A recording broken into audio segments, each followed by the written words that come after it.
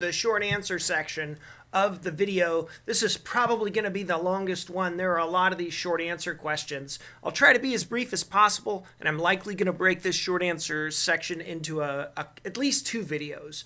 So a couple of things first. As of the recording of this video, I hadn't yet completed or finished all of the short answers that I'm going to ask you, and that's because we still have to cover a stronger, loving world, which is the last section. So we'll get there, but as of right now, they're incomplete. So, all right, here we go.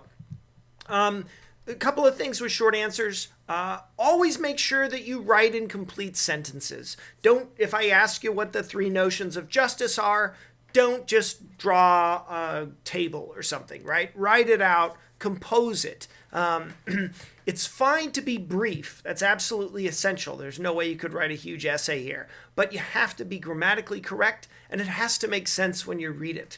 So be careful. When you're writing under timed conditions, sometimes there's a tendency to think you've got it all out, but you don't. All right, next up, the way that these questions are written are such that these are not sample answers. These are just the basic bullet points of what you want to say. And so each bullet point is, so like, let's say I have 2 bullet points for this answer. The first one is something like the bare minimum, not necessarily this quote, but the first bullet point, the general idea for each bullet point is the basic answer. And then as you move on, you're adding more and more points until you kind of get to the A. Does that make sense? So number 20, you've got 3 things that you want to talk about, right?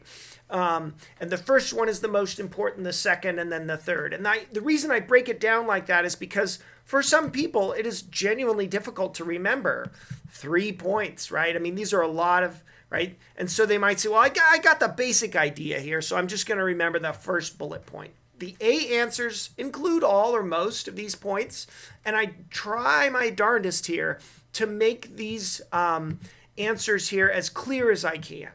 So let's just roll and we'll see how this goes. Number 19. What role does Plato think women in the Republic should play? Are they equal participants in society, or are they subordinate to the interests of others? All right. So remember, 455E in the Republic. Women, according to Plato, women are equal to men for political office in Callipolis. And so we have this quote here.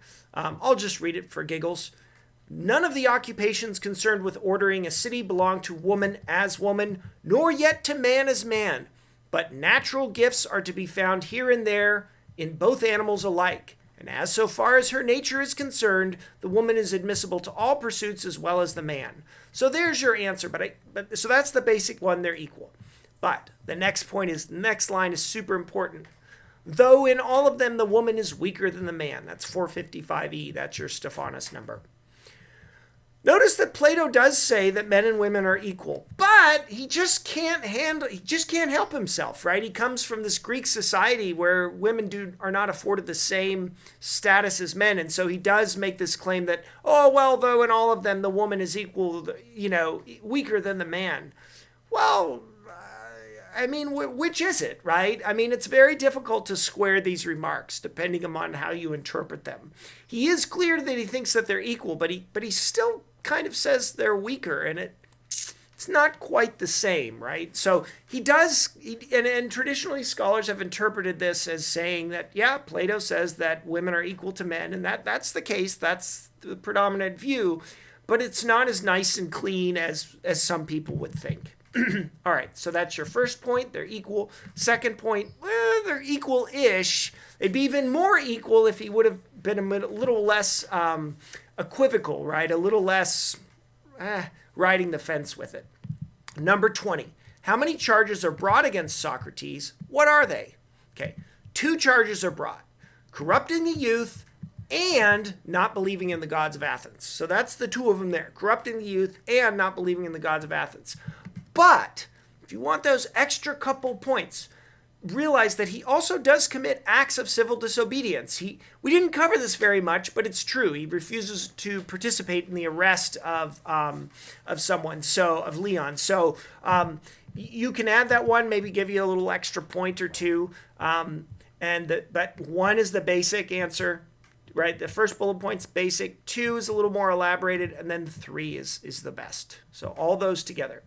Number 21, what does Socrates think of poetry? He hates them. He thinks that poets are inspired, but they're unaware of what they're talking about. This is a bigger deal than it might seem to us, because poets are sort of similar to the Bible for the Greeks. They had a tradition of the Odyssey and the Iliad, and those ancient poems were really very similar to the Bible in terms of their beliefs in gods and so forth. They were stories about their gods and people who interacted with them and so forth. And then we just have the straight up quote here, for they say many noble things, but they know not of what they speak. You don't need to reproduce that quote for me at all, but that just lets you know I'm not making it up. I make up some things, but not that. Okay, number 22. Does Socrates think he is helpful to Athens? Yes. There you go. Yes. Right? And then you would elaborate. You tell me, well, Socrates kind of likens himself to a gadfly, a little fly that comes around and takes a little nibble of a horse. And that sort of implies that if Socrates is gone, right, somebody else is going to have to do this. And he says, look, the gods would have to send somebody else. In other words, he's almost suggesting that the gods sent him, and that's how beneficial he is. Now, the idea that you would fundamentally question the social order like Socrates does is absolutely the origin of this course. We wouldn't be teaching this course if it wasn't for him doing this. And so he's helpful to Athens, but in this deeply, deeply, deeply subversive kind of counterculture way. Number 23. What's the verdict for Socrates? He's guilty. And he's then later sentenced to drink the hemlock. And by the way, we just know, quick side note, Plato's rendering of his drinking of the hemlock and so forth is probably not historical because Socrates drinks it and basically goes to sleep. But we know physiologically, right, that's not what happens when you drink hemlock. I think it's kind of rough. All right. Well, obviously it's rough. You're dying. Number 24. In what way does Plato use characters to express a concept? You must provide an example from the Republic that demonstrates this point. Specifically, name the character and explain how this character stands in for a concept. So I gave you Cephalus, Paulo Marcos, and Thrasymachus. Let's run through each of them real quick. Cephalus. You only need to give me one of these, right? Just one, not all three. So if you want to, I strongly suspect everybody's going to do Cephalus because it's the first one and nobody wants to hear the last. You can fast forward if you need to. Cephalus stands for the concept of justice that later develops into retributive justice. Cephalus is a person who's amassed considerable wealth. It is then fitting that this notion of justice is that of paying one's debts. Cephalus also represents he represents tradition and the success of tradition. He's an elderly figure in the community, and he participates in sacrifices, which is really a religious ritual. Maybe modernly we would say he's going to mass, he's going to church, he's going to to a Buddhist retreat or something like that, right? Some type of religious tradition in which the community participates and he helps to lead. Cephalus also shows us the critique of tradition. And this one, if you get this in there, I'm going to be super happy. Remember, what happens? Socrates questions Cephalus' notion of justice as paying your debts, meaning what happens if somebody's really upset and you owe them their weapon, you don't want to do that. And because justice is universal and this is an exception to this notion of justice, it cannot be correct. Plato is sort of winking and nodding here and saying, look, convention is essentially a rule, and rules will always encounter exceptions in practice because there's no way for a rule or the creator of a rule to foresee all the possible instances in which it will be applied. All right, next up, Paulo Marcos. Paulo Marcos stands for this kind of us versus them version of justice. And this is ironic because remember, Paulo Marcos thinks he's an us, but it turns out in Athens, he's a them. And so he doesn't have the same rights as other Athenians. He himself is killed by the 30 tyrants. And this is the big criticism, right? Is that Paulo Marcos didn't really know who his friends were. And that cost him, he paid the ultimate price with it. So the criticism here is that you could be wrong about who is us and who is them. All right, last up, Thrasymachus. Thrasymachus starts with a thrash, like a thrashing. You think of this violent sort of, somebody says, I'm going to thrash you. It's kind of a violent thing, right? Well, that should put you in mind of exactly what Thrasymachus' notion of justice is, what he stands in for as a concept, and what he stands for is this idea of the advantage of the stronger, right? That's justice really is nothing other than someone yielding power. It's almost sort of like you're going to do what I tell you and you're going to like it. That's the idea.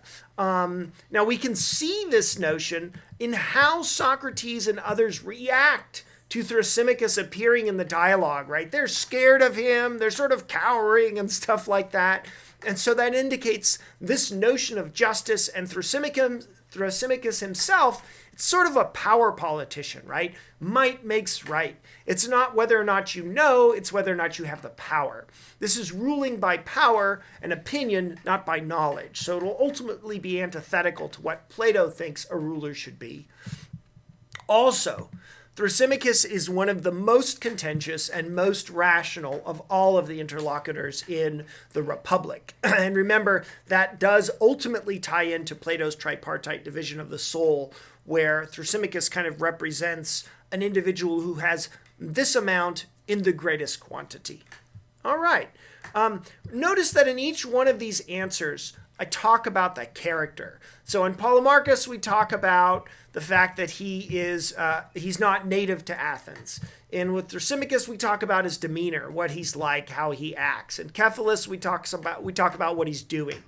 That's important because the question asks you, in what way does Plato use characters to express a concept? So you have to talk about the character when answering this. I'm not asking you what's the notion of justice. I'm asking you, how does he use characters to stand in for concepts?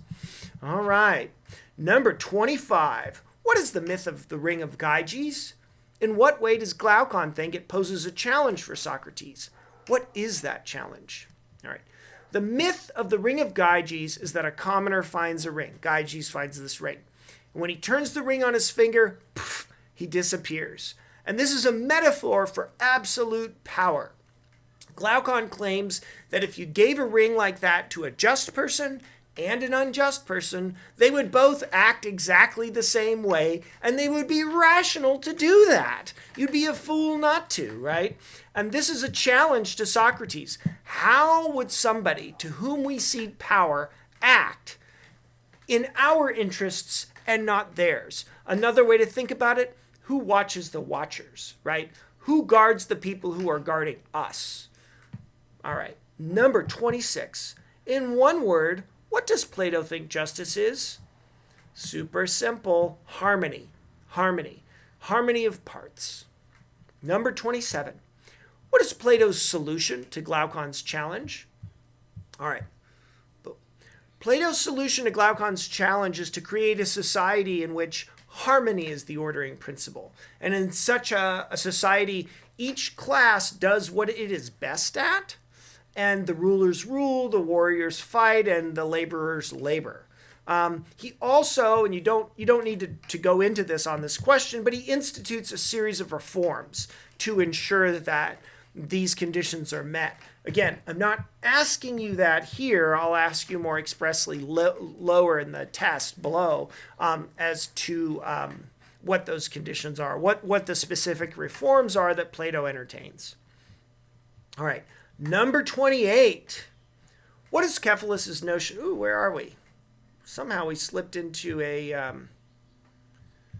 Oh, you know what it is? It's not me. Hold on. There we go. All right. We covered this up above, but I'll just do it short and sweet, right? What is Cephalus' notion of justice, and what's a critique? Okay.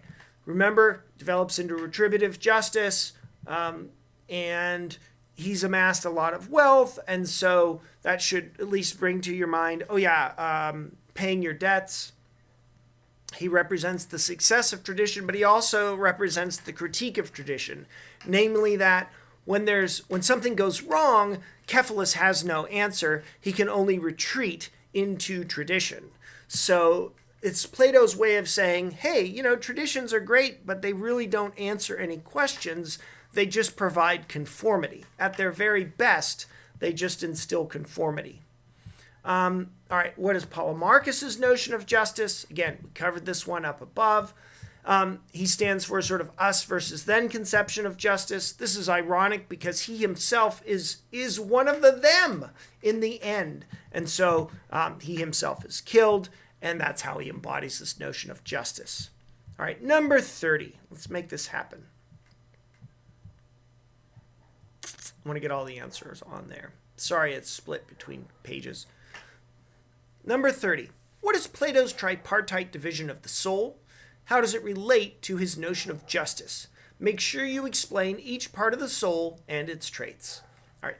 Plato believes the soul has 3 parts: reason, spirit, and an appetitive part. These 3 parts are not logically exclusive and they're not exhaustive, meaning there could be other stuff, but it's sort of like a folk psychology, right? It's moral psychology. The reason portion of the soul is that which uses logic, meaning it uses the rules which are always and everywhere true. And for most people, reason is the smallest part of the soul. For Plato, he thinks that philosophers are the only people who have actually done this, that reason is the biggest part of their soul. It's the dominant part of their soul. The spirit part of the soul is that which craves kind of recognition and glory. It's almost like a social aspect to the soul.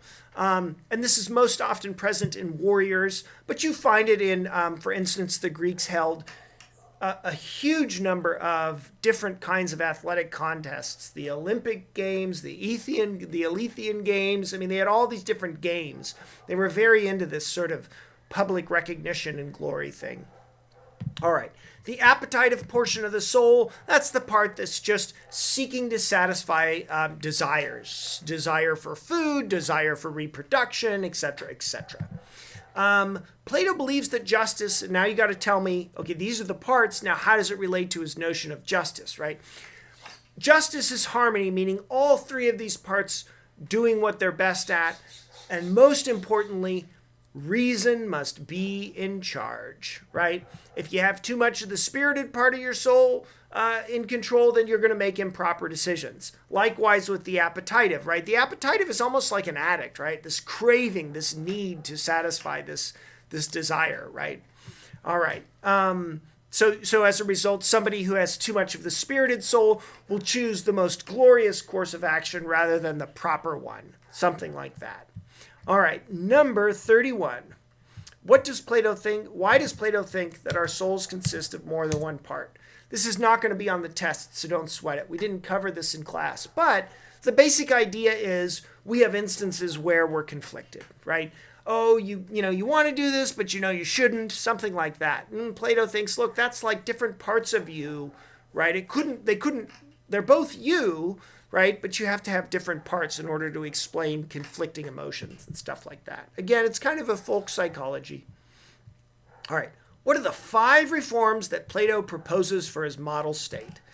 This is a big one, but you notice that your answer here is like 1 each, right? You don't need to give me a big, huge line about each one. You can just give me the basics of each one. All right. The 5 reforms for the state are education and censorship, a noble lie, no private property, no nuclear family, and co-educations for the guardians, meaning equality of the sexes. Education or censorship. Plato proposes to restrict the education of the guardians. This is an attempt to control or limit those aspects of the soul that are not rational.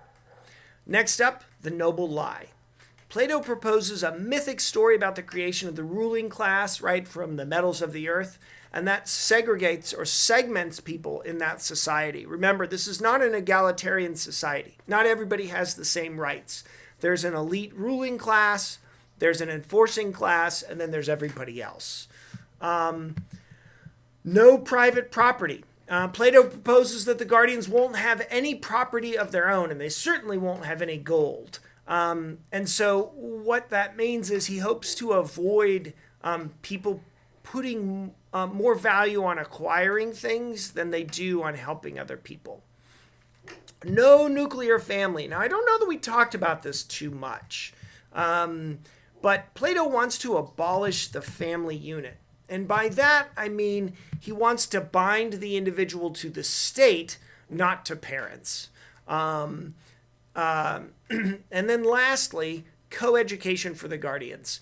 Plato argues that both men and women are going to be eligible for political office in the Republic, but it should be noticed that this is kind of an equivocal statement. The subsequent sentence or clause, whatever you want to say, he sort of hedges his bets. So yeah, it is education for the guardians, but don't buy the hype. He's not. I don't know that he's necessarily a feminist per se, but okay. Number 33. Why does Plato heavily regulate the educational system in the Republic? Okay, so now instead of just asking you what the reform is, I'm asking you why does he do it? Well, Plato understands that educational systems and their content promote the values and the ideals of their society, meaning he understands that it provides a kind of cohesion. And when you regulate what the guardians can learn, Plato is essentially pouring people into a certain mold, right? He wants them to have a certain kind of character.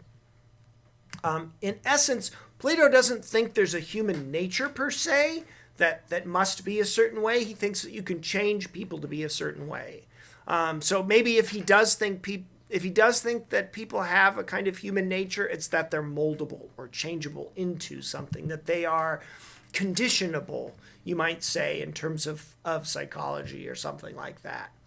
All right, number 35. What is the noble lie Plato discusses that will exist in the state of Callipolis? The noble lie, it's a mythic story about the creation of the classes within the society, that the ruling classes come from these precious metals. In this story, Plato says that the gods have made the classes of society from the various precious metals of the earth. This type of noble lie gives a kind of divine mandate and a divine legitimacy to the ruling regime. And in fact, you find this connection to the divine in a number of societies. So, for instance, Julius Caesar said that he came from, I think it was Venus or Minerva or something like that. Very often you'll see countries claim a kind of divine mandate, or they have some connection to a transcendent order embedded in their ruling class or their regime structure. All right, number 35. What is the role of women in the Republic? Does Plato consider women and men to be equal? Women are equal to men in the Republic, and I repeated that quote. Notice that Plato does expressly state that men and women are equal for political office, but again, he comes from the society where women really don't enjoy the same rights as men. They don't have the same powers as men, and so he tends to say things like, woman is weaker than the man, something like that, which seems contrary to saying that they're equal, but anyway. All right. Next up.